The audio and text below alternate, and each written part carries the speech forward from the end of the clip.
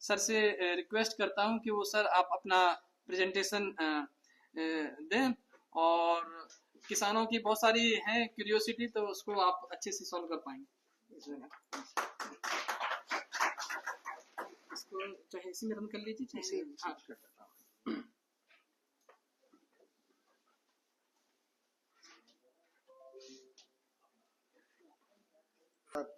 मैं ये जानना चाहता हूँ, आप सभी किसान हो और कोई केवीके से आए हो, ऐसे कोई सब्जेक्ट मैटर भी है इसमें? आप लोग सब प्रोग्रेसिव फार्मर्स हो ना?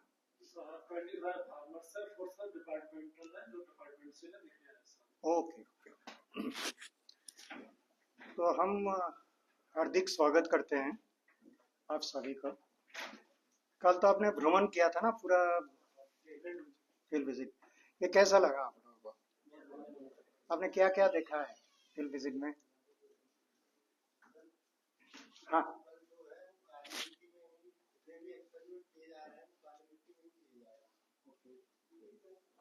और क्या देखा है माइक में आप? और क्या देखा है, कैसे बुआई कैसे हुई है?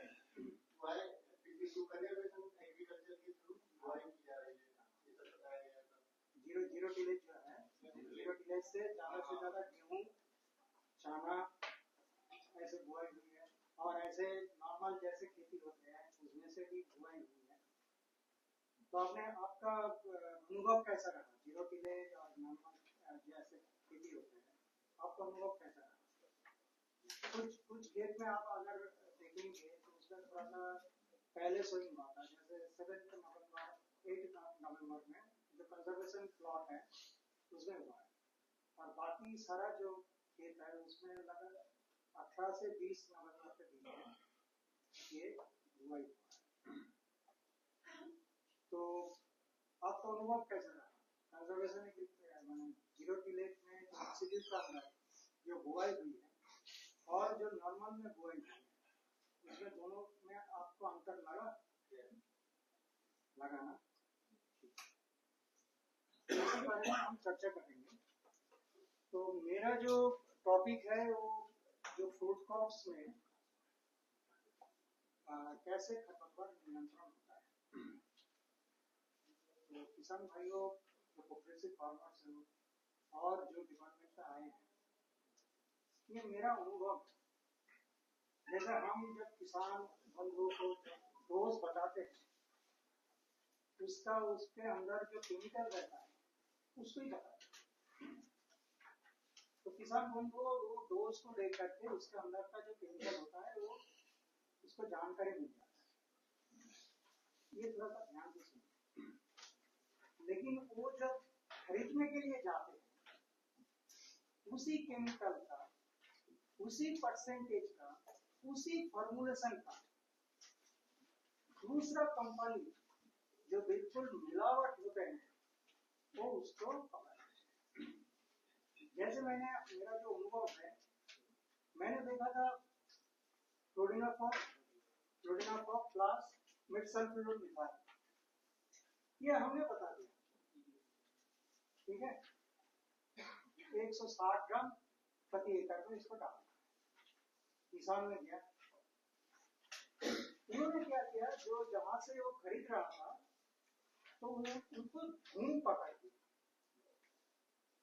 ये धूम के बारे में मुझे जानकारी नहीं थी, और जो कंपनी का जो देख रहा था वो कंपनी बिल्कुल ये ऐसे रेपुटेड कंपनी नहीं है। वो किसान आया तो कह रहे थे, सर जी आपने जो बताया वो तो काम ही नहीं किया, हम ले आइए उसको। तो मैंने जो देखा ये धूम का जो है, ये धूम कहाँ का है, कैसे आ गया मार्केट में, ये तो हम जो इसमें आपकी चर्चा करेंगे तो उसमें जो रेपुटेड कंपनी का जो केमिकल्स है उसका जो ट्रेड नेम है उसी के आधार पर हम चर्चा करेंगे। ये नहीं है हम कंटेन कर रहे हैं किसी कंपनी, लेकिन ये आपको मानना ही पड़ेगा जो रेपुटेड कंपनी है उसमें थोड़ा सा आपका कीमत ज्यादा देना पड़ेगा, लेकिन ये है वो केमिकल बिल्कुल काम करेगा। आप उससे कम दाम में वो ले आए वो काम नहीं किया, उससे आपका फसल का नुकसान भी होगा, आपको वीडिंग करने के लिए ज्यादा लेबर उसमें लगेगा। तो मेरा हम जो चर्चा करेंगे उसमें जो कमर्शियल नेम हम दिखाएंगे, इसमें आपको जानकारी के लिए हम दिखाएंगे जो रेप्यूटेड कंपनी का है केमिकल, उसको हम प्रेजेंट करेंगे, ठीक है। और जो खेत में जो परेशानी हो रही है, खास करके रसायन के ऊपर ज्यादा जोर दे रहे हैं। क्यों किसान बंधुओं कभी कभी क्या हो जाता है, कभी कंफ्यूज हो जाता है, क्या करें, ठीक है। इसी सिलसिले में हम रसायन के ऊपर ज्यादा इस चर्चा में आ रहे हैं। लेकिन एकीकृत जो खरपतवार प्रबंधन है, जो है इंटीग्रेटेड वीड मैनेजमेंट, उसमें रसायन के अलावा बहुत सारा चीज है जो हम छोटे छोटे करके आपको बताएंगे। लेकिन मुख्य तौर पर हम रसायन के बारे में चर्चा करेंगे जो किसान आगे जा करके कंफ्यूज ना हो, ठीक है। तो हम शुरू करते हैं, ठीक है, शुरू करें। ओके, मेरा हिंदी थोड़ा सा ऐसे है, हम बंगाल से हैं किसान से हमने हिंदी सीखा है। तो हम बंगाल से हैं। मेरा जो करियर है, पहले मैं दिल्ली में काम करता था एक इंटरनेशनल प्रोडक्ट सेंटर में। उसके बाद हम चले गए उत्तर बंग कृषि विश्वविद्यालय, जहाँ से 12 साल मैंने एसोसिएट प्रोफेसर था, उसके बाद एसोसिएट प्रोफेसर रहा। उसके बाद हम चले गए बरेली। बरेली है आप नाम सुना है पशुधन का? अपने क्षेत्र में यूपी से है ना? अरे मेरा विजय के साथ जुड़ा हुआ है बरेली वो तो पूरा का पूरा उसी जगह में हम काफ़ी घूमे हैं। तो 6.5 साल मैंने बरेली में रहा। तो उसके बाद आइजत नगर से जो इंडियन वेटरनरी रिसर्च इंस्टीट्यूट में काम करने के बाद इधर आया। इधर मेरा 5 साल करीब हो गया। आज ही कल 5 साल पूरा हुआ।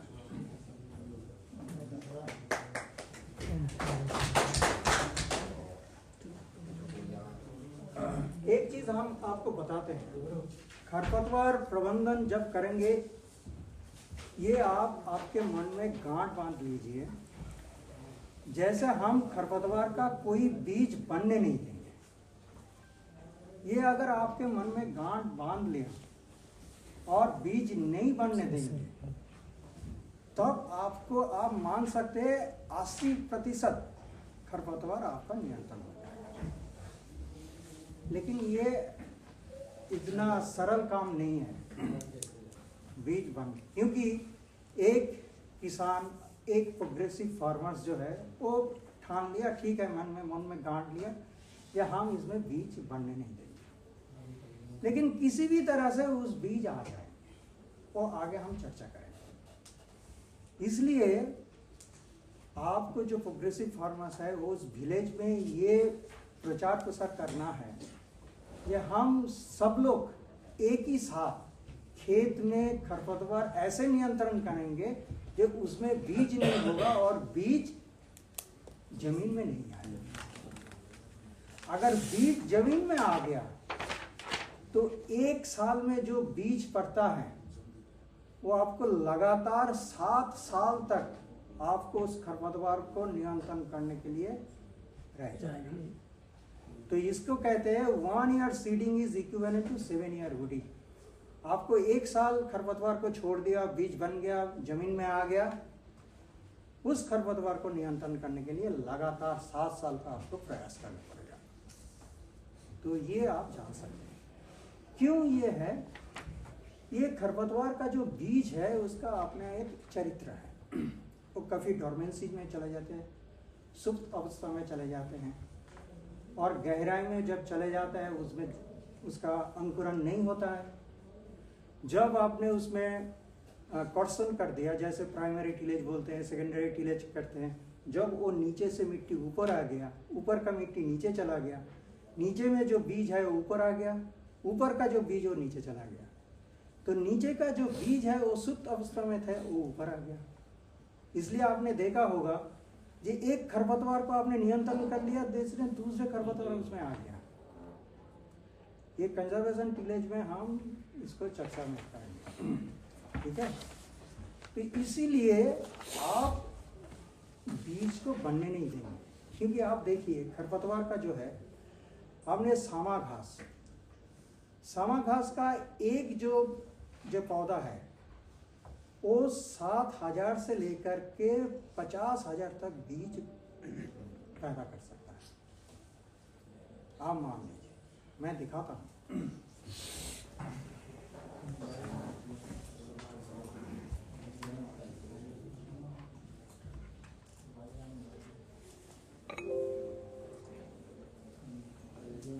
ये जो आप देख रहे हैं इसमें अभी तक बीज बना नहीं है।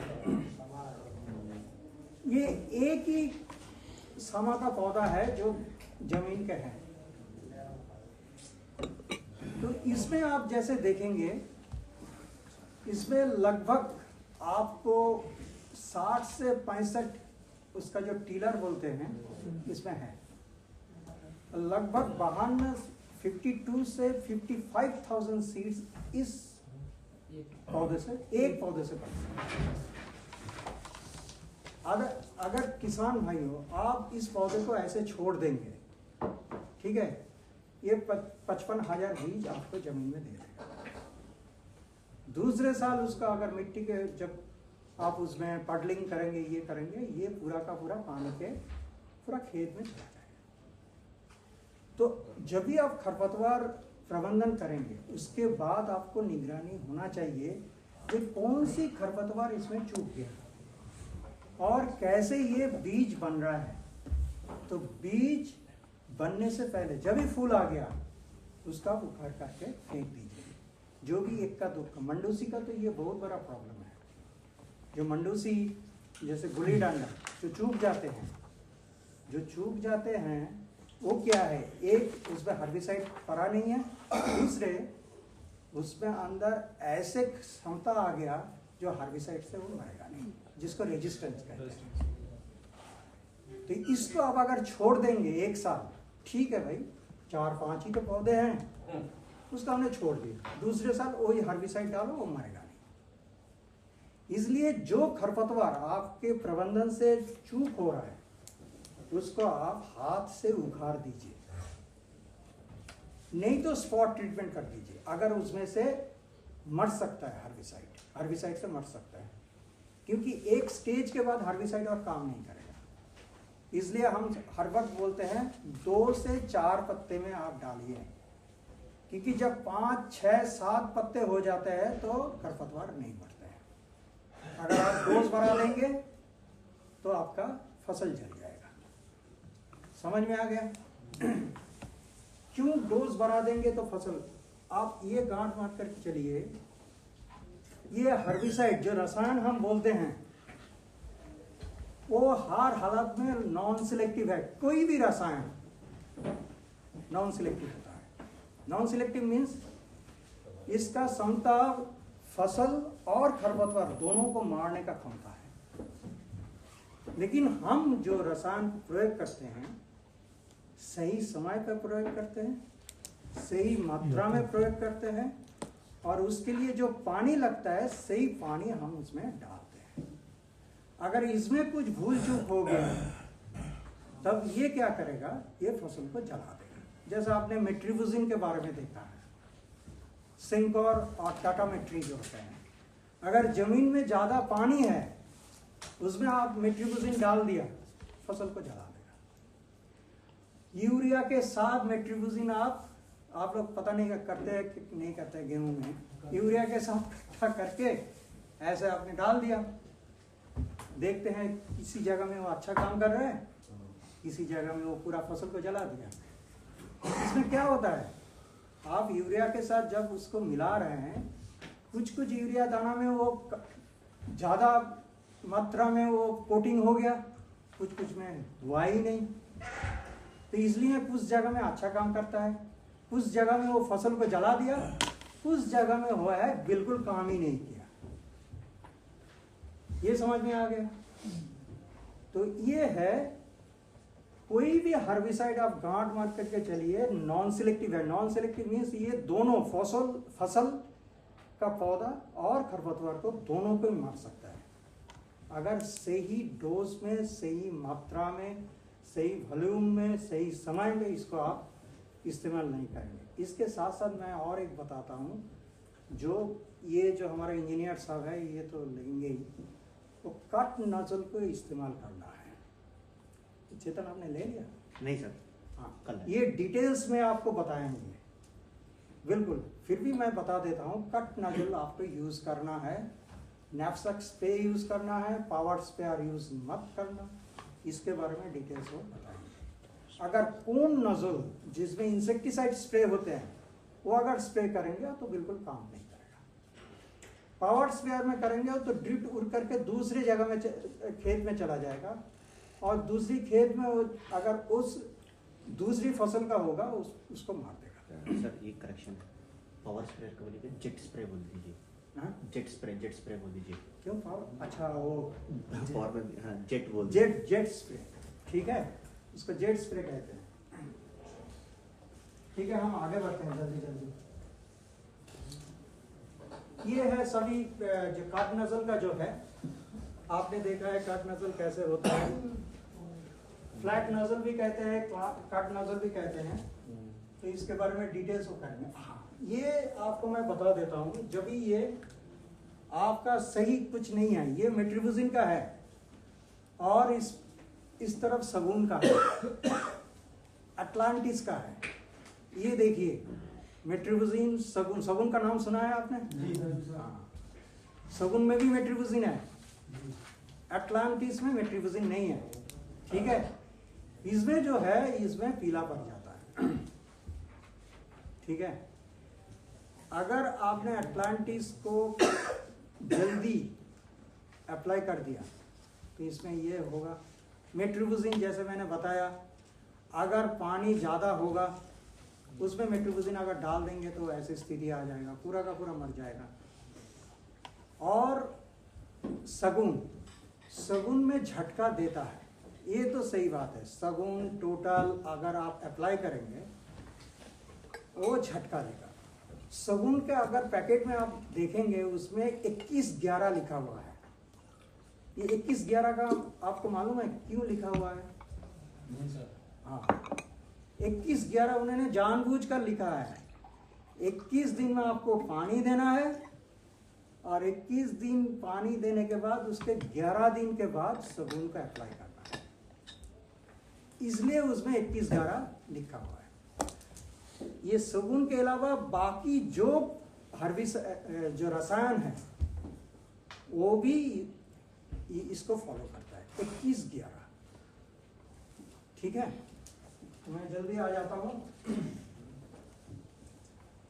ये है, देखिए जो हमारा मटर का जो है, मटर में हमने जब ने ये मेट्रिबुजिन डाला था, थोड़ा सा डोज ज़्यादा डाल दिया था, जमीन में थोड़ा सा नमी भी ज़्यादा थी और उन्होंने ये पूरा का पूरा फसल को मार दिया। और जिसमें मेट्रिबुजिन कम डाला है, जमीन में एकदम सूखा था, उसमें काम नहीं। तो आपको एक बैलेंस करके चलना चाहिए। पहले डालने से पहले आप थोड़ा सा अपनी हिसाब से एक छोटे जगह में उसको देख लीजिए। ठीक है, क्योंकि मेट्रिबुजिन जो होता है इसको हम कहते हैं लेवल क्लेम। वो किसी भी क्रॉप में लेवल क्लेम नहीं है, वो केवल आलू के लिए है। मेट्रिबुजिन जब बाजार में ले आए थे वो आलू के लिए ले आए थे। वो आलू में आप निश्चिंत होकर उसको अप्लाई कर सकते हैं। लेकिन क्योंकि ये रसायन काफ़ी देखा गया काफ़ी अच्छा काम करता है मंडूसी के ऊपर, जंगली जाई के ऊपर, इसलिए इसको गेहूं में भी अप्लाई करते हैं। और दूसरी फसल जो है जिसमें वो खरपतवार नहीं जा रहा है उसमें भी मेट्रिबुजिन डाल रहा है किसान, तो इसमें थोड़ा सा उसको कंट्रोल करने के लिए। लेकिन किसान जो है ना, कहीं पर भी मैं दिखाऊंगा तो वो मिक्स करते हैं, उसका क्या असर होता है वो भी मैं दिखाऊंगा। ये जो है कंजर्वेशन एग्रीकल्चर जब गेहूं में आते हैं, आप देखिए इसमें जो पराली जो है, पराली ऊपर पड़ा हुआ है, ठीक है। कुछ रसायन जो है वो जड़ से खरपतवार के अंदर प्रवेश करता है और कुछ रसायन जो है पत्ते के अंदर खरपतवार के पत्ते द्वारा खरपतवार के अंदर जाता है। तो कंजर्वेशन एग्रीकल्चर में आप देखिए जो रेसिड्यू मैनेजमेंट होता है, जो पराली होता है वो ऊपर पड़ा रहता है। अगर आपको बोल दिया ये पायरोक्सोसल्फोन, नीमोजी नाम से, नीवी जी नाम से ये आ रहा है, मैं दिखाऊंगा, तो उसको आप अप्लाई कीजिए, वो काम ही नहीं करेगा। क्योंकि ये पायरोक्सोसल्फोन जो होते हैं और पेंडिमिथालिन जो होते हैं, ये हर वक्त सॉइल के अंदर जाते हैं। सॉइल के अंदर जो जड़ होता है खरपतवार, उसके अंदर खरपतवार, उसके द्वारा खरपतवार के अंदर प्रवेश होता है। इसलिए कंजर्वेशन एग्रीकल्चर में अगर पराली ज़्यादा है, उसमें अगर प्री इमर्जेंस हर्बिसाइड के बारे में बताया गया। प्री इमर्जेंस मीन्स आप ये मान कर चलिए खरपतवार और जो हमारा फसल उगने से पहले मीन्स बुआई हो गया, उसके 1 से 2 दिन के अंदर आप उसको डाल दीजिए। इसको कहते हैं प्री इमर्जेंस। इमर्जेंस मीन्स अंकुरन के पहले, ठीक है, दोनों का ही अंकुरन से पहले, लेकिन बुआई हो गया। एक होता है early post emergence. Early post emergence means जो होता है, जो खरपतवार अंकुरन तो हो गया फसल का और खरपतवार का अंकुरन भी शुरू हो गया, 2 से 3 पत्ते आ गया, ठीक है, वो 15 दिन के अंदर आ गया, उसको कहते हैं अर्ली पोस्ट इमर्जेंस। और जो पोस्ट इमर्जेंस बोलते हैं वो थोड़ा सा जब खरपतवार आपको डिले हो रहा है, जैसे मंडूसी जो आ रहा है, मंडूसी 3 बार आते हैं, एक बार बुआई के टाइम पे, एक बार प्रथम जो पहले पानी आपने दे दिया उसी टाइम पे, और एक बार दूसरे पानी जब दे दिया। तो मंडूसी जैसे पोस्ट इमर्जेंस बहुत सारा हर्बिसाइड जैसे मैंने बताया था, अटलांटिस, टोटल, विस्ता, ये जितना मंडूसी का के लिए जितना है, तो ये तब 25 से 30 दिन लगातार 30 दिन के अंदर, 30 से 32 दिन के अंदर इसको डालना है। इसको पोस्ट इमरजेंस कहते हैं। 21 दिन में पानी, उसके 11 दिन के बाद, तो 32 से 33 दिन में इसको डालना है। तो इसी हिसाब से आप देखिए कंजर्वेशन एग्रीकल्चर में जो होता है, कंजर्वेशन एग्रीकल्चर में ये आप पराली कितना आपके उधर पड़ा हुआ है उसी हिसाब से आपका हर्बिसाइड सिलेक्ट करना है, ठीक है।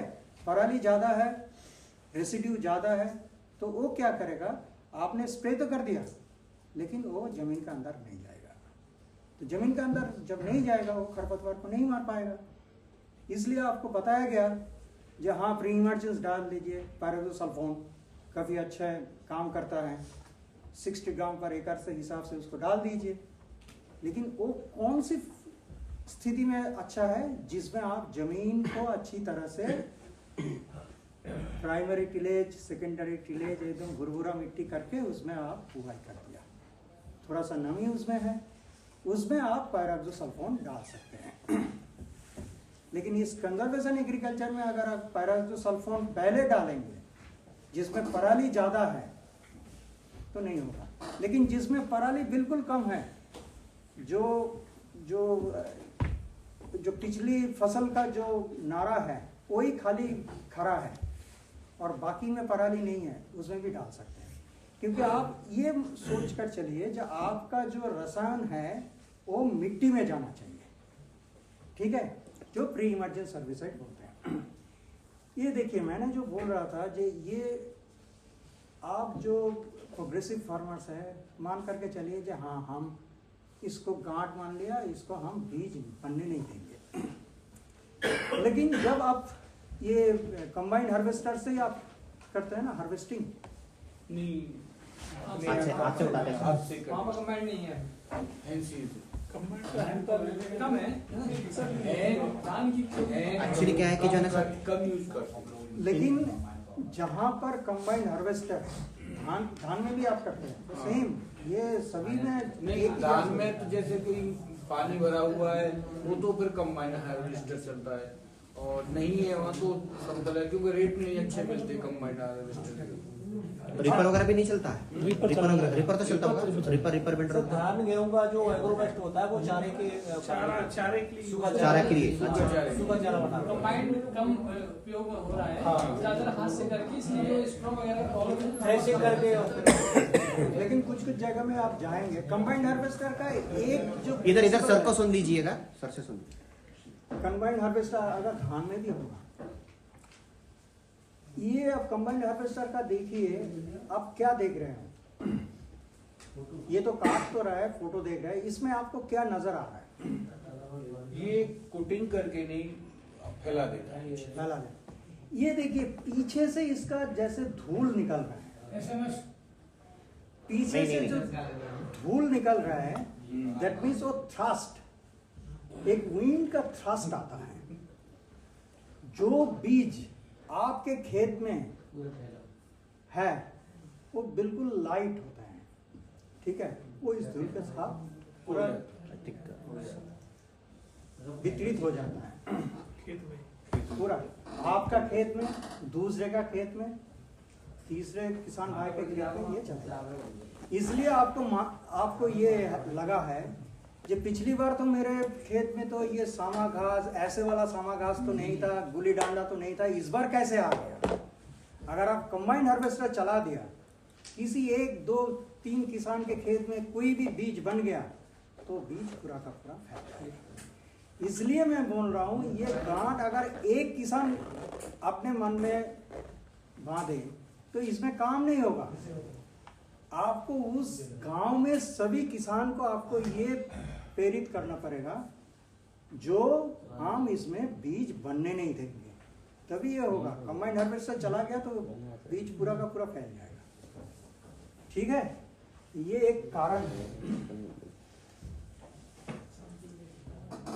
ये तो आपने सब देखा है, गेहूं में जैसे पचकूटा आते हैं,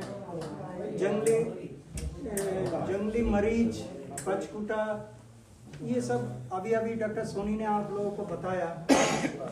ये जो पचकूटा होते हैं और जंगली मरीच जो होते हैं, ये काफी टफ है।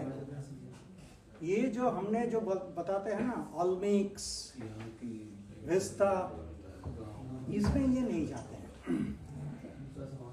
ये पचकूटा और जंगली मरीच जो होते हैं, ये अगर आपका खेत में आ गया तो इसमें आपका 2,4-D काम नहीं करेगा, आपका भेस्ता काम नहीं करेगा। क्यों हम इसको नाम बोल रहे हैं? क्योंकि ये सब अच्छा केमिकल्स होते हैं। भेस्ता का, जैसे मैंने बताया, भेस्ता काम नहीं करेगा, ऑल मिक्स भी काम नहीं करेगा। तो इसमें कौन काम करेगा? वो है एफिनिटी, कार्फेंट्राजोन। इसमें कार्फेंट्राजोन ही काम करेगा। तो मैं आ रहा हूँ, तो पचकूटा और जंगली मरीच जो दोनों तरफ से है ना, ये है पचकूटा है, आप जानते होंगे ना पचकूटा? नहीं, आपके यहाँ पूछते ही हमारे यहाँ दूसरा नाम लेते हैं। पचकूटा कौन सा? ये नाम अलग हो सकता है, ऊपर वाला फैजालिस मिनिमा, पचकूटा, बथुआ, उसके जंगली मरीच, सोलानम नाइग्राम, ऑर्गेनोप्टेरा, ट्रायंथेमा और ये मेडिका।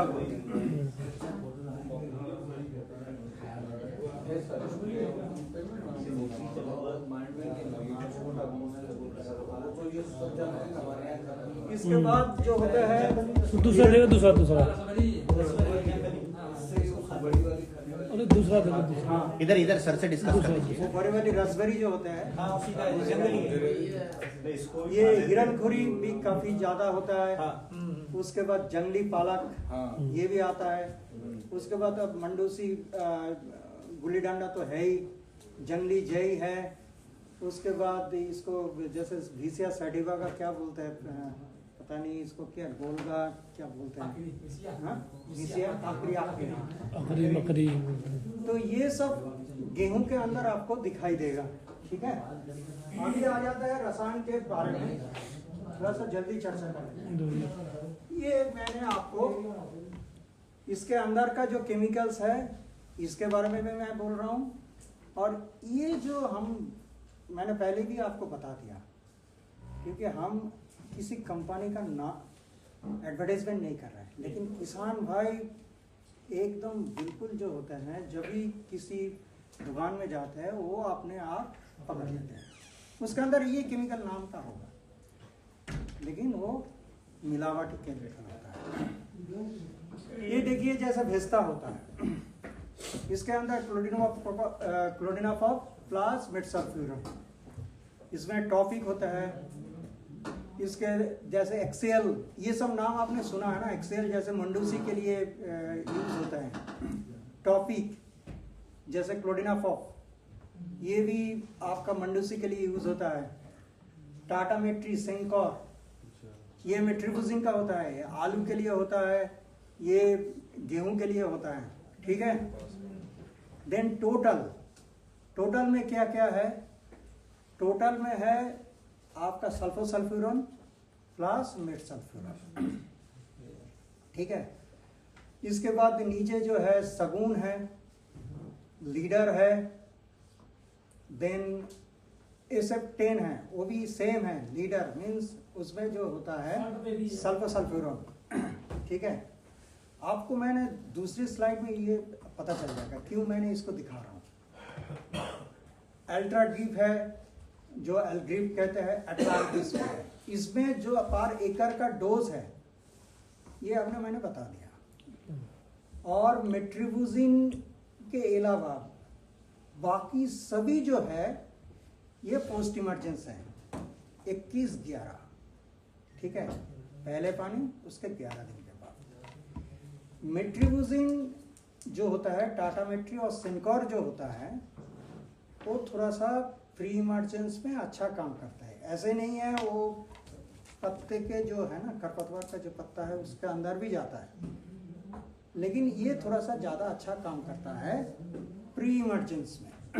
लेकिन उसमें अगर नमी ज़्यादा हो गया तो उस नमी में ये थोड़ा सा जला देगा, ठीक है। प्री इमरजेंस में भी नमी ज़्यादा होगा तो उसको जला देगा। तो सर इसको तो नमी नहीं देते हैं? हाँ, नमी नहीं देते हैं? नमी ज़्यादा, मैंने बोल रहा हूँ ज़्यादा अगर नमी हो गया तो इसको तो सर 100 ग्राम देते हैं एकड़ में, इसमें आपने 200 ग्राम रखा हुआ है। 200 ग्राम जो होता है ये डिपेंडिंग अपॉन द सॉइल, ठीक है। आपका अगर सैंडी सॉइल है, बिल्कुल बालू माटी है, तो ये कोई भी डोज में फाइटोटॉक्सिसिटी आ जाएगा। उसका आपको उधर का जो केवीके ने जो डोज स्टैंडर्डाइज किया है उसको ही करना है। ये जो मिट्टी में डालने वाला जो रसायन होते हैं वो सॉइल का जो चरित्र है उसके ऊपर निर्भर होता है। लेकिन जो पोस्ट इमरजेंस है उसका डोज स्टैंडर्ड है। लेकिन मिट्टी में जो डालते हैं, जैसे मैं जो उत्तर बंगाल में जहाँ मैं काम किया हूँ, उधर 100 ग्राम पर एकड़ में भी फाइटोटॉक्सिसिटी है, वो जला देते हैं। सर मैंने जैसे टाटा का ये इसका बाहर का नहीं दिया मैंने, एक कंपनी है दिल्ली की, वो बैटरी लगाया मैंने खड़ी फसल पर। मेरी खरपतवार सारी मर गई थी और आलू के जो भी है सारा अष्टपुष्ट और भी उससे अच्छी ग्रोथ दिखी थी। किस में? आलू में? आलू में, और मतलब पानी लगाने के बाद नमी में लगाया। हाँ, ठीक है। मैंने क्या बताया, ये मेट्रीबुजिन किसके लिए बाजार में ले आए थे? सिर्फ आलू के लिए। आलू के लिए। हाँ, इसका लेवल क्लेम जो होता है, आपने जो बताया है अभी, मैंने उस पर ध्यान दिया था कि आपने बोला अगर नमी हुई तो पत्ते को आलू पे नुकसान करेगी। नहीं आलू पे ज्यादा लगेगी तो आलू पे नहीं। आलू तो किस पर ये खड़ी, ये बताया नहीं, रिकमेंड नहीं करती कंपनी। ये रिकमेंड करती है आपका आलू उगाना हो बिल्कुल अंधा हो, बोने के बाद आप लगा दीजिए। ये जो आलू के लिए ये बाजार में आया है, हाँ ये आलू आया, ये आलू के लिए, आलू के लिए, इसलिए मैंने इसको प्रिकॉशन में इतना ज्यादा बातें बोल रहा हूँ। बता दिया पहली बात, बता दिया इसको। नहीं आप क्या हो तो पूछ लो। हाँ, नहीं बता दे तो पहले से पूछ लीजिए। अभी देखिए, अभी किसान को जो नीड है, किसान तो रुकेगा नहीं, जैसा आपने बता दिया। ये आलू के लिए लेवल क्लेम का मतलब आप जानते हो? लेवल क्लेम का मतलब ये होता है आपको ये फसल में यही देना है, इसी डोज में देना है, इसी टाइम पे देना इसी है, टाइम पे देना है। इसको कहते हैं लेवल क्लेम। ये दूसरी फसल में लेवल क्लेम नहीं है, लेकिन किसान रुकेगा नहीं, किसान एक्सपेरिमेंट करेगा, और किसान का जो एक्सपेरिमेंट होता है वो हमारे लिए बहुत बड़ा इंफॉर्मेशन होता है। ऐसे नहीं है, आपका जो अभिज्ञता है वो हमारे लिए बहुत बड़ा एक सोर्स बनता है, इसलिए ज्यादा चर्चा आपसे ही करते हैं। ये वैसे हमने दोनों का किया है, ये सैनकोर का भी किया है। अभी मैंने बता ये रहा हूं। नुकसान देता है, ये सैनकोर नुकसान करता है, नुकसान करता पता है, नहीं इन्होंने क्योंकि क्या ऐसा किसान केमिकल, उसने कौन सा किसान केमिकल, रुकेगा नहीं। एक ही केमिकल में और दूसरा केमिकल मिक्स किया है। हमने यूरिया साथ में लगाया था, हमारी ग्रोथ और बिल्कुल अभी देखिए, पौधे में अलग ही कुछ था। अभी देखिए किसान क्या कर रहा है, किसान टॉपिक के साथ सेंकोर और टाटा मेट्री को मिक्स करके डाल रहा है। तो ये सब इंफॉर्मेशन ग्राउंड लेवल पे साइंटिस्ट के पास आया, साइंटिस्ट के से ये कंपनी के पास भी चला, साइंटिस्ट के बाद कंपनी के चला गया। अभी कंपनी ने क्या किया है, आपके जो एक्सपेरिमेंट कर रहे हैं, आपका जो ये है, ये टॉपिक और सेंकर को दोनों को मिल करके सगुन बाजार में लेकर गए। इसमें क्या किया है, वो मेट्रिफ्यूजिन का डोज को कम कर दिया। समझ में आ गया? तो ये आप तो रुकेंगे नहीं। आप जैसे एक्सेल के साथ 240 मिला रहे हैं, प्लोडिनोफॉर्म मिला रहे हैं, बहुत सारा चीज को मिला रहे हैं। अब तो आलू की ग्रोथ के अभी एल्ग्रिप भी उसमें मिला दिया। सर ये बोलो, हाँ मेट्रिफ्यूजिन को आप गेहूं में हाँ, पानी के बाद में प्रोपरेशन में डाल दो। मैं मेट्रिफ्यूजिन को गेहूं में ज्यादा रिकमेंड नहीं करना चाहता। नहीं, हमने किया और बढ़िया काम किया है। हाँ, ये किसान का ये होता है, लेकिन हम ज्यादा से ज्यादा कंपनी का जो रेडीमिक्स आ रहा है, कंपनी का जो रेडीमिक्स आ रहा है जिसमें मेट्रिफ्यूजिन उन्होंने डाल कर रखा है, उसको ही हम प्रेफर करते हैं। क्योंकि मेट्रिफ्यूजिन में ना पोस्ट आप बोल रहे हैं ना, बाद में डालने में ना, यदि थोड़ा डोज बढ़ जाता है ना, तो उसमें जो बालियां है ना, बालियां तीसियों में लगती हैं, बालियां में नुकसान आ जाता है, वो पेड़ खत्म हो जाता है, पेड़ ही मर जाता है। वो ध्यान में रखना है। उसी इसलिए मैं बोल रहा हूँ ना, ये मेट्रिफ्यूजिन एक रिस्क है, क्योंकि इसका लेवल क्लेम किसी पे भी नहीं है आलू के अलावा। टमाटर में भी थोड़ा बहुत चलता है, लेकिन बाकी किसी में इसका लेवल क्लेम नहीं है। अभी देखिए टोटल क्या किया है। अभी जैसे पहले था एल्ग्रिप, जैसे वो जो लीडर था वो सल्फोसल्फिरोन था। सल्फोसल्फिरोन जो होता है वो मंडूसी और जंगली जय, ये सिकरी पत्ती वाली जो होते हैं, लेकिन किसान सल्फोन से तो हमने चौड़ी पत्ती वाले भी घुमा रहे हैं। हाँ, चौड़ी पत्ती वाली भी मारे, और इतने बड़े पौधे हाँ, मारे हैं। हाँ, लेकिन क्या हुआ है, किसान को जो देख रहे हैं सल्फोसल्फिरोन में कुछ चौड़ी पत्ती वाली जो खरपतवार है नहीं मर रहे। तब उन्होंने क्या किया, वो जो मिडसल्फिरोन मिथाइल जो एल्ग्रिप आते हैं वो उसको मिला दिया, लेकिन डोज उन्होंने ठीक नहीं कर पाया। बॉडी पे इफेक्ट पड़ता है। अभी देखिए ना, ये जो है लीडर का जो होता है, जैसे सल्फोसल्फिरोन, उसका डोज है 33.3 ग्राम पर एकड़, और एल्ग्रिप का डोज है 8 ग्राम पर एकड़। दोनों को अगर साथ मिला देंगे तो ये कितना हो जाएगा, आपको चला जा रहा है 21 पॉइंट समथिंग, लेकिन जो टोटल है, जो जिसमें दोनों मिला है, वो 16 ग्राम पर एकड़ है। इसलिए हमने जो रेडीमिक्स फॉर्मुलेशन आ रहा है उसको ही हम किसान को बोल रहे हैं, लेकिन ये जो आया है ये किसान से अनुभव से ये आया है, ये ऐसे नहीं है। टैंक मिक्स जब किसान करते हैं, जब वो देख रहा है जो सल्फोसल्फिरोन से, जैसे लीडर से, SF10 से ये चौड़ी पत्ती वाली खरपतवार नहीं मर रहा, तब उन्होंने क्या किया, एल्ग्रिप को मिला दिया, लेकिन एल्ग्रिप का डोज ज़्यादा हो गया, उसमें नुकसान हो गया। तब कंपनी ने क्या किया है, दोनों को मिक्स करके डोज को अच्छी तरह से टेंडराइज करके इसको ये ले आया। अभी जैसे देखिए जो वेस्टा जो बाजार में आते हैं, वेस्टा का क्या है, टॉपिक जैसे होता है वो सिकरी पत्ती वाली खरपतवार को काफी अच्छी तरह से मारता है, लेकिन टॉपिक देने से वो क्या छूट हो जाता है, ये जो चौड़ी पत्ती वाली खरपतवार जो है वो छूट हो जाता है। तो किसान अपने आप ही टॉपिक के साथ एल्ग्रिप को मिक्स कर दिया था। तो इन्होंने क्या किया, यूपीएल ने क्या किया कि दोनों को मिक्स्ड करके एक रेडी मिक्स फॉर्मुलेशन ले आए। आप देखिए इसको 168 ग्राम किसान करते थे, लेकिन अभी कंपनी ने क्या किया 160 ग्राम पर एकड़ ही इसको रखा है, क्योंकि 168 ग्राम में उसको टॉक्सिसिटी आ रहा था, जल जाता था। और सोगुन के बारे में मैं बोल रहा हूँ, सोगुन अप्लाई करने के बाद थोड़ा सा झटका लगता है, टोटल अप्लाई करने के बाद थोड़ा सा झटका लगता है। आप 20 केजी यूरिया पर एकड़ के हिसाब से थोड़ा सा उसमें डाल दीजिए। टमाटर में और बैंगन में तो काम करेगी। हाँ, टमाटर बैंगन में बैंगनों का देगा।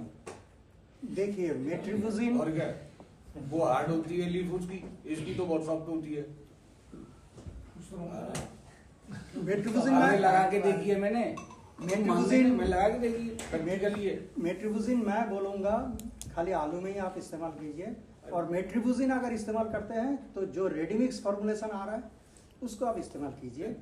और पेंडिमिथालिन बैगन में आप अच्छी तरह से इस्तेमाल कीजिए, क्योंकि पेंडिमिथालिन में इतना ज़्यादा, थोड़ा सा ज़्यादा नमी भी होगा, वो नहीं मरेगा। पेंडिमिथालिन का आप तो इस्तेमाल किया ही होगा। सबून की तो डॉक्टर तो ये वो आते हैं ये ऊपर दे दो, आलू में कोई दिक्कत नहीं आएगी। ऊपर तो आप ये गेहूं के लिए रेकमेंडेड है।